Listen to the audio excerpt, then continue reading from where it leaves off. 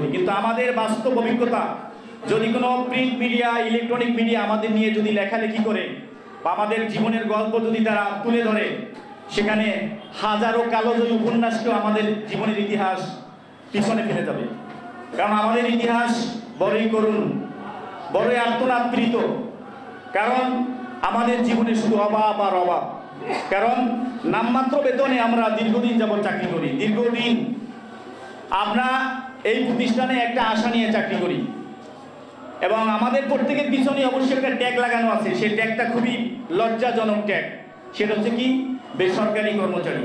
আমি মাঝে মধ্যে আমার যারা সহকর্মী আছে তাদেরকে বলি, তোমরা বেসরকারি না, তোমরা হচ্ছে অসরকারি। আমাদের দেখেন, যেখানে সরকার বর্তমানে সরকারি কর্মকর্তা কর্মচারীদের জন্য মহার্ঘ ভাতা ঘোষণা দিয়েছে, যেখানে প্রতি মাসে ব্যয় হবে ৪৫ কোটি টাকা, অথচ আমরা সমগ্র বাংলাদেশে ৬,০০০ সাড়ে ৬,০০০ কর্মচারী মাত্র। আমরা শিক্ষাগত যোগ্যতায়, কর্মদক্ষতায় সব দিক থেকে আমরা এগিয়ে, কিন্তু জানি না কোন অদৃশ্য শক্তির কারণে আমাদেরকে জাতীয়করণ করা হচ্ছে না।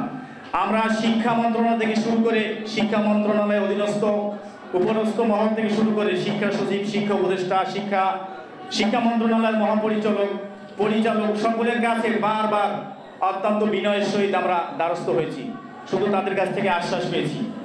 এই নতুন করে দেশ স্বাধীন হওয়ার পর অনেক প্রতিষ্ঠানের বৈষম্য দূর হলেও অত্যন্ত দুঃখের সাথে বলতে হয় আমাদের শিক্ষা প্রতিষ্ঠানের বৈষম্য এখনো দূর হয় না। এমনকি আমরা শুক্রবারে পর্যন্ত ছুটি পাই না।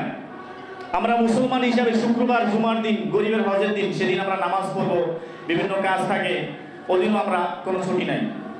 কাজ আছে, মজুরি আছে, কাজ নাই, মজুরি নাই।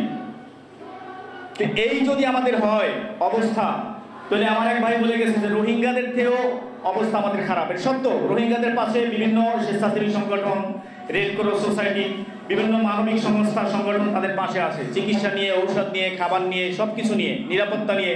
কিন্তু আমাদের চাকরির কোনো নিরাপত্তা নাই, অর্থনৈতিক কোনো নিশ্চয়তা নাই। প্রতিষ্ঠান মনে চাইছে আমাকে রাখবো, মনে চাইছে রাখবো না। তবে আমাদের একটা কথা মনে রাখতে হবে, অধিকার কেউ কাউকে দেয় না, অধিকার আদায় করে নিতে হয়। অধিকার কেউ কাউকে দেয় না। আপনারা যারা এখানে আসছেন, আপনাদেরকে অন্তরের অন্তঃস্থল থেকে আবারও ধন্যবাদ এবং কৃতজ্ঞতা জানাচ্ছি। অনেক কষ্ট করে দূর দূরান্ত থেকে এখানে এসেছেন। আসছেন কেন?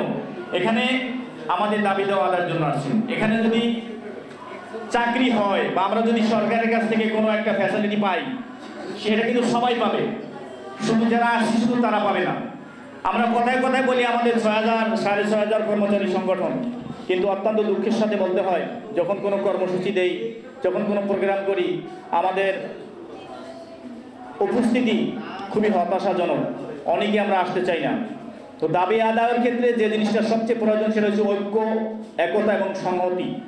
আমরা বিভিন্ন কারণে যদিও আমাদের অভ্যন্তরীণ কোন্দল থাকে, সেটা একান্তই সাংগঠনিক না, অভ্যন্তরীণ, কিন্তু আমাদের জাতীয় স্বার্থে বা সকলের স্বার্থে আমাদের এক হয়ে কাজ করা প্রয়োজন বলে আমি মনে করি। তো এ পর্যায়ে আমি বিনীত অনুরোধ জানাচ্ছি, সুদূর বরিশাল বিএম কলেজ থেকে আমাদের এক সহকর্মী, অত্যন্ত বয়োজ্যেষ্ঠ সহকর্মী, ওনার অনেক অভিজ্ঞতা আছে, উনি আমাদের সকলের প্রিয় বাসার ভাইকে বিনীত অনুরোধ জানাচ্ছি তার মূল্যবান মতামত প্রদানের জন্য।